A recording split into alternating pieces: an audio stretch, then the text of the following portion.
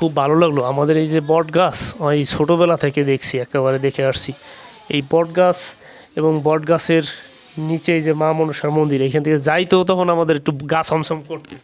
আসলে কি এখানে সাপে এখনও আছে। একটা অলৌকিক ঘটনা ঘটেছে।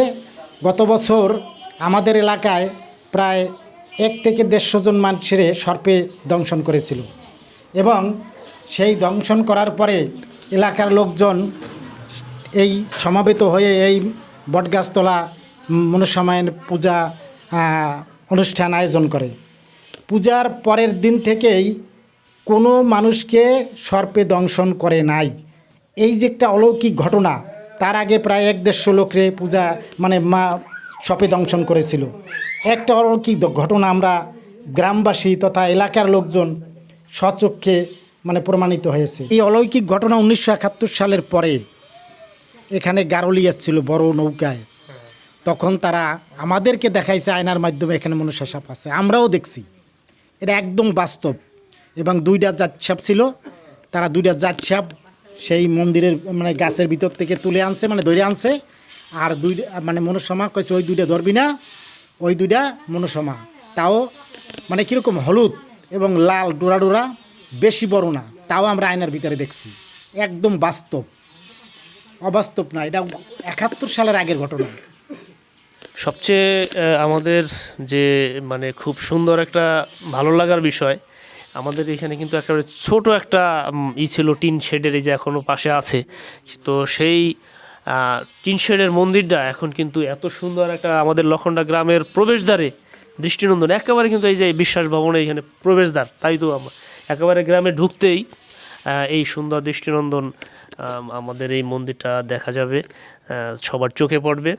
আমাদের তো লখন্ডার প্রবেশদ্বার, একেবারে প্রবেশদ্বারে এই যে এত সুন্দর কিন্তু একটা বিগ্রহ হয়েছে, এখন কিন্তু গ্রামের চেহারাই ঘুরে গেছে।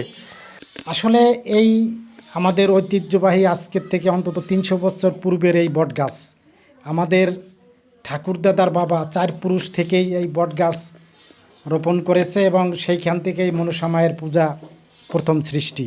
অর্থাৎ 4 পুরুষ 200 বছরের উপরে। তো এখান থেকে এই মনসামায়ের পূজা শুরু হয়। সেই পূজা আজকে থেকে অন্তত 200 বছরের পূর্বের থেকে প্রতি বছরের ন্যায় পূজা অনুষ্ঠিত হয়।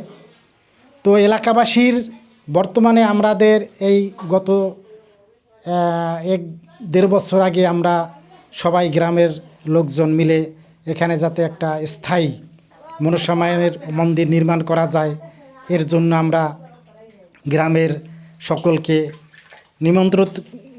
নিমন্ত্রণ করে এনে আমরা এখানে একটা মিটিংয়ের আয়োজন করি, যাতে একটা সুন্দর স্থায়ী মনসা মন্দির নির্মাণ করা যায়। তো গ্রামের সকল লোক তাতে সম্মতি দেয়, এবং সবাই যে যা পারে তার সাধ্যমতো এই মন্দির নির্মাণের জন্য আর্থিক হোক, পরিশ্রম হোক, শ্রম হোক, সেভাবেই সবাই সহযোগিতার মাধ্যমে আজকে আমরা এই মনসামায়ের মন্দির নির্মাণ করতে পেরেছি। এবং আগামী সোমবার সেই মনসামায়ের পূজা অনুষ্ঠিত হবে। এই গ্রামবাসীর পক্ষ থেকে আমরা সকলকে নিমন্ত্রণ জানাচ্ছি, এবং মা যাতে এই এলাকা তথা এই বাংলাদেশের সমস্ত মানুষকে যাতে সুখে শান্তিতে বসবাস করতে পারে, সেই আশীর্বাদ যেন মা সকলের প্রতি বর্ষণ করে। বাবুর সাথে আড্ডা দিতে পারে, অনেক ভালো লাগলো। হরে কৃষ্ণ হরে কৃষ্ণ, কৃষ্ণ কৃষ্ণ হরে হরে, হরে রাম রাম রাম হরে হরে, হরে কৃষ্ণ। নমস্কার।